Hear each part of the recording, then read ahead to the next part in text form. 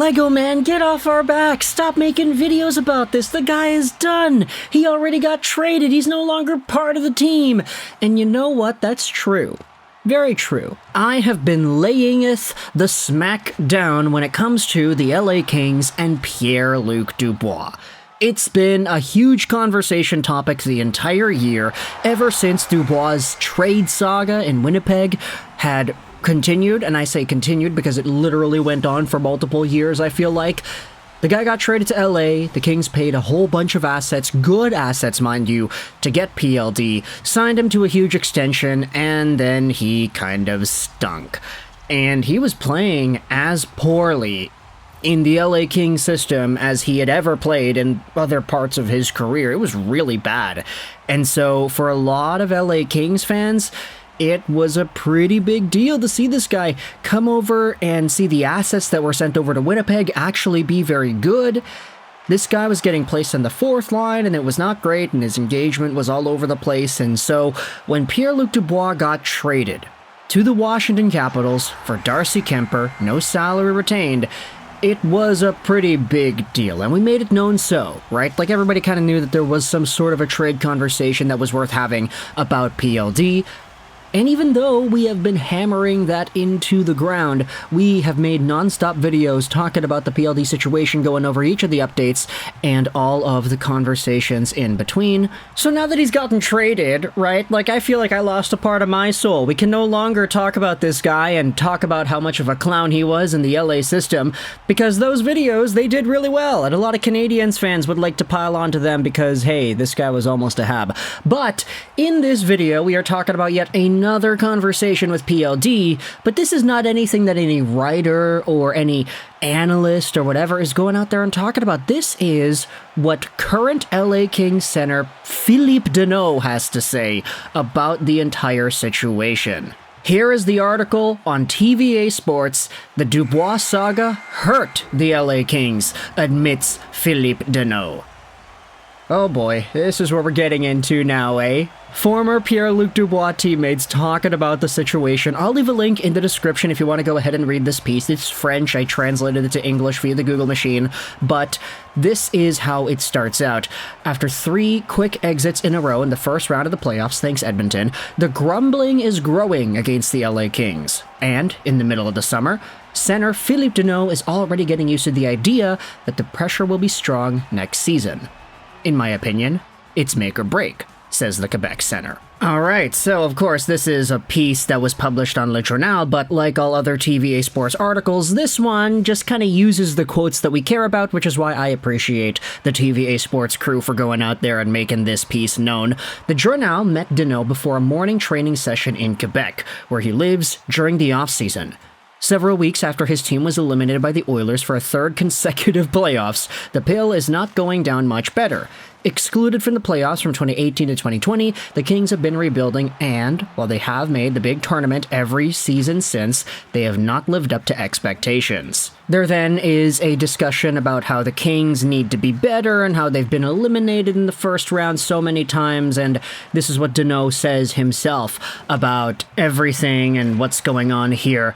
He says this as well, that my goal is always to win, and I still believe in our chances, that's for sure. We lacked toughness, and we took steps to change that. We'll take it day by day. We don't control everything. That's why I say that next season is make or break, said the forward, who will begin the 4th year of a 6-year deal in LA. This is where things get very interesting in the article. Because when it comes to the Kings and mounting expectations, you cannot get anywhere without bringing up the entire albatross of a contract that was PLD. And this is where the article talks about the trade which sent him away to the Capitals for Darcy Kuemper. It was pretty tricky. It didn't work out well for PLD here, and last season was difficult. I was still a little surprised by the trade because he had an 8-year contract. It was a really touchy situation. He probably put a lot of pressure on himself with his contract and a new organization, and that can affect some players, reflected Danault. It's certain that all of this hurt the organization. We lost a lot of players to get Dubois, he added. Oh man. Now we got guys in the French media saying that yes, the Dubois situation hurt us. We lost a lot of players, good ones at that, to get this bum onto our team. Might I remind you that Gabe Vilardi, Alex Iafallo, these guys are pretty good in Winnipeg. He had the prospects and all the other assets that were swapped around there as well. Pierre-Luc Dubois fetched a haul. Because I think, of course, the expectation was for him to be a number one, very strong number two center behind or in front of Anze Kopitar, have Danault as the shutdown third line guy, and then anybody else who would round out the bottom six there. Have Byfield on the wing or something and have everything work itself out. That was the expectation, but man, was Gabe Vilardi a monster in Winnipeg this previous season. And Pierre-Luc Dubois was not. Phillip Danault going out there and actively saying, yeah, everything that happened with him, it hurt our organization. That is some banger comments right there. And ultimately, Phillip Danault speaks the truth. I'm not going to go out there and disagree with him at all. But just to hear it come out of a guy's mouth, you know? Yeah, the guy probably put a lot of expectations on himself. I was surprised with the trade. The entire situation with him, it hurt us.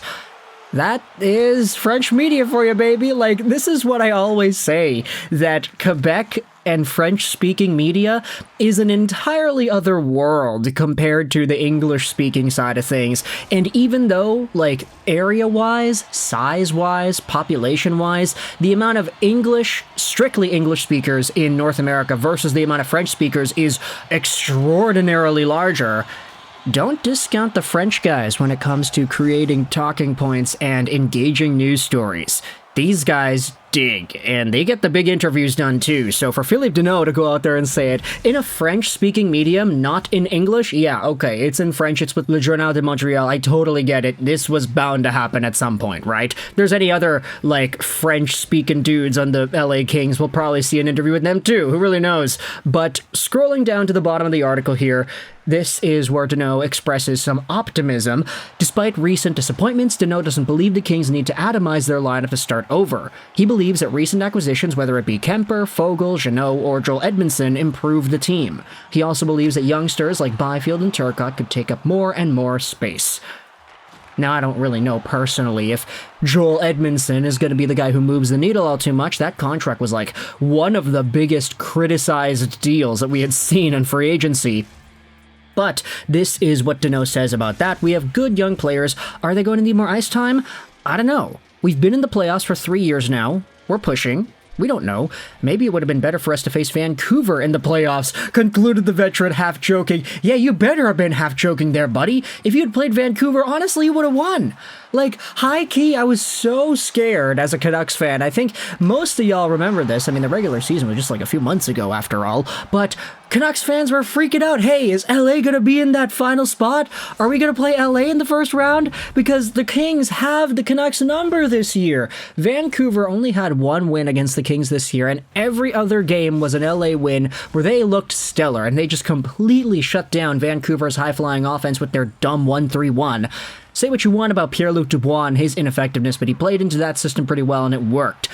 LA going up against Edmonton in the first round was like the kryptonite, because the one team that could actually break and defeat that 1v1 was Edmonton. It takes a Leon Draisaitl and a Connor McDavid to beat that 1-3-1 consistently, and the LA Kings have succumbed to that for the past 3 years. Vancouver, though, they did not have themselves an opportunity to do that. They had only one win, and I honestly do believe in my heart of hearts that even though the Canucks were this good in this prior season, the LA Kings would have beaten them if they played in the first round of the playoffs. That's just kind of how I feel about it, because the games, man, if you watch the games, those were the most frustrating games as a Canucks fan all year. The games where the Canucks played the Kings. So Phillip Danault, half joking, you know what, I get it. This is 100% true. I'm not going to go out there and talk smack about him for that. But either way, let me know your thoughts in the comment section below about Phillip Danault's comments on, one, Pierre-Luc Dubois, and how he admits that the entire PLD situation hurt the LA Kings with a bunch of drama and difficulty in the lineup and the trade, of course, which sent over a bunch of stuff. Thoughts in the comment section below. I hope you enjoyed this video. And bye.